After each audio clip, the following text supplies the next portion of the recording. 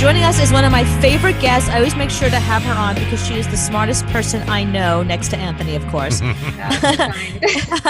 Dr. Diane Madfes is with us. She is a board-certified dermatologist. She is a brilliant woman. She just knows everything about skin and everything going on in the world right now of dermatology seems to always be reflected on what's going on in the world. It's one of those few, I guess, medicines that whatever's happening in dermatology, there's always a reason in the world currently why that is a thing. So that's why I like to have you on, because now everyone's talking about maskne, and then there are these new studies out. So there's a million questions to ask you. Well, thank you for having me, because I love being on your show too. It's always fun and informative for your listeners. Absolutely. And really important that they be able to hear some of these things that they're like, it's amazing. We're all like dealing with the pandemic, and you have these experiences that you wonder, are these shared experiences? Am I the only one going through this? And I saw a study recently that said 60% of us are starting to feel uncomfortable in our own skin. Like we literally look at our skin head to toe and go, no. So it's a time, unfortunately, that everyone is becoming more self-critical of themselves, and their self-esteem is not so good.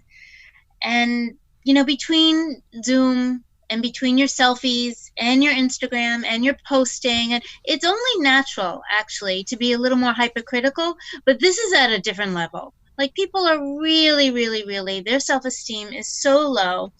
You know, part of the problem is we're also, you know, zooming in. The light is bad. The angles are bad. And, you know, people are just a little sad, and it's reflected in their skin at the same time. Plus, you're not in your routine, so you're not taking care of your skin as good as you used to. Your diet's a little different. Your sleep habits are different. It all connects, and that's why I'm not surprised about that study. So that's a lot of information. Let's break that down for 1 second. So I'm kind of curious about the diet-skin connection, because I never really thought about that. I figured, you know, if you eat healthy enough, your skin's going to be fine. And then I remember when I was a teenager, if you had acne, they'd say, you know, don't eat potato chips. Like that was the one thing that they didn't want you to eat. And chocolate. Chocolate was the other one. Chocolate was the other one. So what's the connection? Like what's the diet skin connection that we all need to know about and think about now? Okay, so processed foods have higher refined sugars. Higher refined sugars turns on your cortisol level, stimulates your oil and your sebum production, and that's why you don't eat the potato chips, because it does contribute to your acne. You can have your chocolate. It's got to be dark chocolate, though. But also, when you touch your face after whatever you're eating, it also goes on top of your skin. So I also have people eat a lot of antioxidants and vegetables, and, you know, get your natural vitamins through your food, and it really makes a difference. The problem is probably also not getting enough sleep. You know, everyone's having little sleep issues right now, and your collagen and your skin needs to regenerate at night. So if you're not getting those hours, your skin's going to look duller, your self-esteem is going to go down, and it's all connected. I had acne when I was a kid, and now 20, 30 years later, I still have acne. At this point, shouldn't my wrinkles squeeze the zits? I mean, I thought, you know, when my parents were my age, they didn't have this issue. So why now do I have the issue? Why is it more and more adults have the issue now? So part of it is our increased stressful lives, because when we are stressed, our cortisol levels, which is a normal hormone that our bodies make, gets elevated. And that hormone turns on your sebaceous glands, which triggers your acne. So if you have a tendency for it or a history of it, you're actually going to start breaking out again, because those glands are still your glands, and those trigger is still triggering. However, now as you get older, you take care of your skin a little differently. Mm-hmm. Plus, Anthony, you've got some testosterone going on, and testosterone turns on those glands as well. And that's not going away. When I hit 90 and I'm dead, will they squeeze my zits before they put me into the casket? That's what I want to know. Am I still going to have it in the casket? So as your testosterone levels start going down, you will be having less acne. However, your collagen would like to be a little bit happier, and that's why I need you to take care of your skin maybe a little more, because it's not a losing proposition that you're going to have acne for the rest of your life.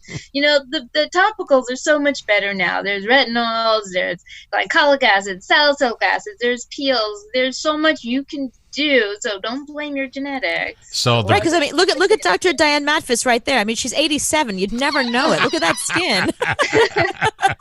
So the good news is I will have clear skin, so the chicks will dig me, but I won't be able to do anything because I'll have no testosterone. No, because you are going to exercise and take your vitamins, and it's, again, all connected. You'll have a little bit of testosterone, otherwise your collagen won't regenerate. So you actually will keep making it. So there's still hope for my skin yet. There's so much hope for your skin. The only thing I heard in that whole conversation was that I probably in my 20s should have married somebody super wealthy, so I had no stress. Right. Because stress is doing all these terrible things to my skin and my face. So had I married somebody super wealthy and never worked a day in my life, I made the wrong choices. It's too late now. It's never too late. What are you talking about? Now, is there anything coming around the corner that is really, really good for acne? Do you see a new type of medicine? Yes, okay. Actually. So there are topicals that are actually aiming a little more at the sebaceous glands. So we just talked about hormones, and some of the new topicals are blocking the effects of those hormones. Plus also, wrinkle creams and serums, they're all getting better to stimulate collagen. Vitamin C is pretty awesome. So if you get a pimple, it doesn't have to last as long. So because acne is a part of life, and it's all kind of normal. And now with us wearing masks, everyone has mask acne now. Mm-hmm. But again, you can treat that. You can take care of it. We're talking about Dr. Diane Madfes. And so when it comes to maskne, because I like this, it's a cute term. Is there something that we should be, before I put my mask on, should I put something on? And then my second question with masks is, so if I have a mask on my face, do I need sunblock? You always need sunblock. You know the answer. You set me up for that one. But that's okay, because the mask shifts. And upset she's getting. And there's a side view and incidental sun exposure. So yes, you do need to put sunblock. But one of the problems with the mask acne itself is actually moisture. You can get friction from the mask. And it's also very warm, and the rubbing. And there's normal bacteria and sebaceous glands. Mm-hmm. So I love your idea, and it is the right one to actually put a cream on underneath your mask. Because then you get a barrier between your mask and your skin, and it'll actually protect it from the friction. It won't be as moist. And a lot of people apply different matte moisturizers now that actually absorb a little bit of the oil. Okay, so if I'm putting a foundation that has a matte and moisturizer in it, is that enough, or do I need a hyaluronic acid cream on top of it? You know what? For your skin, that's perfect. For people who are a little drier, they're actually going to need that hyaluronic acid. Well, Cooper has mask knee and ass knee. So I do. So she's got it on both ends, so she needs you soon. It's true. I have to say, that, no joke, I've been sitting on my butt more, and I've never had sits on my butt. I feel like sitting on my butt more since this pandemic. I now have acne on my butt. I've never had that before. Is that a thing? It is a thing. Normally we see more with bathing suits and the beach and sand and stuff like that. So how about a salicylic acid wash that you keep in the shower? Okay. When you wash, you lather for 1 minute and then rinse it off, and let's see if we can help the butt acne. I love that. I know every time my boyfriend comes in, and if I'm getting changed, I immediately turn around and I back out of the room. I don't want him to see what's going on there. As far as he's concerned, I hope he doesn't listen to this because he doesn't know. Well, he'll think new dance you're doing. Exactly. It's like just walking out backwards. I think it's really cute.